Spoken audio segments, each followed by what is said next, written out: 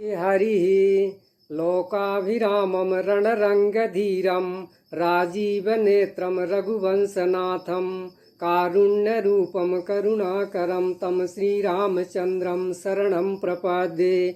मानस प्रेमी श्री रामचरित मानस में भगवान के स्वभाव वर्णन में आपका स्वागत है। पूर्व भाग में आपने सनकादि के आगमन एवं संवाद का वर्णन सुना। अब आगे तब हनुमान जी हाथ जोड़कर बोले, हे दीन दयालु भगवान सुनिए। हे नाथ, भरत जी कुछ पूछना चाहते हैं पर प्रश्न करते सकुचा मन में सकुचा रहे हैं। जोरी पानी कहा तब हनुमंता, सुनहु दीन दयाल भगवंता।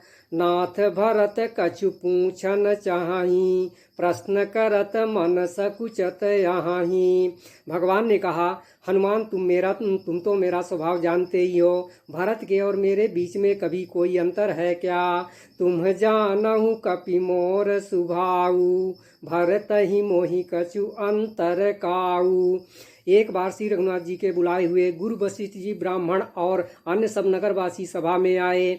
जब गुरुमुनि ब्राह्मण तथा अन्य सब सज्जन यथायोग्य बैठ गए, तब भक्तों के जन्म मरण को मिटाने वाले श्री राम जी वचन बोले। एक बार रघुनाथ बोलाए, गुर दुजपुरवासी सब आए। बैठे गुर मुनि अरु दुज सज्जन, बोले बचन भगत भव भंजन। हे समस्त नगर वासियों, मेरी बात सुनिए। यह बात मैं हृदय में कुछ ममता लाकर नहीं कहता हूँ, ना अनीत की बात कहता हूँ और ना इसमें कुछ प्रभुता ही है। इसलिए संकोच और भय छोड़कर मेरी बातों को सुन लो और फिर ये तुम्हें अच्छी लगे तो उसके अनुसार करो। सुनहु सकल पुरजन मम बानी, कहूँ न कछु ममता उरयानी। नहीं अनीति नहीं कछु प्रभुताई, सुनहु करहु जो तुम ही सोहाई। वही मेरा सेवक है, वही प्रीतम है जो मेरी आज्ञा माने। हे भाई, यदि मैं कुछ अनीत की बात कहूँ तो भय भुलाकर मुझको रोक देना। सोई सेवक प्रियतम मम सोई, मम अनुशासन मानय जोई।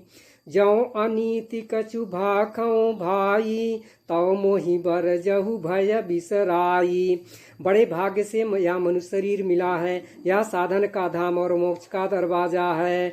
बड़े भाग्य मानुषु तनु पावा, सुर दुर्लभ सब ग्रंथ निगावा। साधन धाम मोक्ष कर द्वारा, पाई न जेहि परलोक संवारा। हे भाई, इस शरीर के प्राप्त होने का फल विषय भोग नहीं है। इस जगत में भोगों की बात ही क्या, स्वर्ग का भोग भी बहुत थोड़ा है और अंत में दुख देने वाला है। अतः जो लोग मनुष्य शरीर पाकर के विषयों में मन लगा देते हैं, वही मूर्ख अमृत को बदल कर विष ले लेते हैं। यही तन कर फल विषय न भाई, स्वर्गहु स्वल्प अंत दुखदाई। नर तनु पाई विषय मन देही, पलटि सुधा ते सठ विष लेही। यदि परलोक में और यहाँ दोनों जगह सुख चाहते हो तो मेरे वचन सुनकर उन्हें हृदय में दृढ़ता से पकड़ रखो। हे भाई, यह मेरी भक्ति का मार्ग सुलभ और सुखदायक है।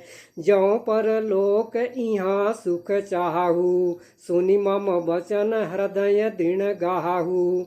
सुलभ सुखद मार्ग यह भाई, भगति मोरी पुराण श्रुति गाई।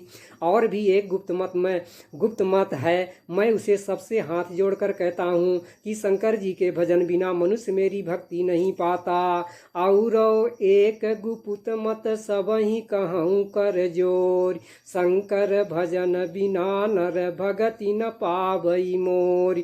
जो मनुष्य मेरा भक्त होकर दूसरों की आशा करता है तो तुम ही कहो उसका मुझ पर क्या विश्वास है। मोर दास कहाई नर आशा, करई तऊ कहू कहाँ विश्वासा। श्री राम जी के अमृत के समान वचन सुनकर सब ने कृपा धाम के चरण पकड़ लिए। सुनत सुधा सम वचन राम के, गहे सब निपद कृपा धाम के। हे असुरों के शत्रु, जगत में बिना हेतु स्वार्थ के उपकार करने वाले तो दो ही हैं, एक आप और दूसरे आपके सेवक, से सभी स्वार्थ के मित्र हैं। हेतु रहित जग जुग उपकारी, तुम्हार सेवक असुरारी। सबके प्रेम रस से सने वचन सुन करके श्री रघुनाथ जी हृदय में हर्षित हुए। फिर आज्ञा पाकर सब प्रभु की सुंदर बातचीतों का वर्णन करते हुए अपने अपने घर को गए। सबके वचन प्रेम रस साने, सुनि रघुनाथ हृदय हर्षाने।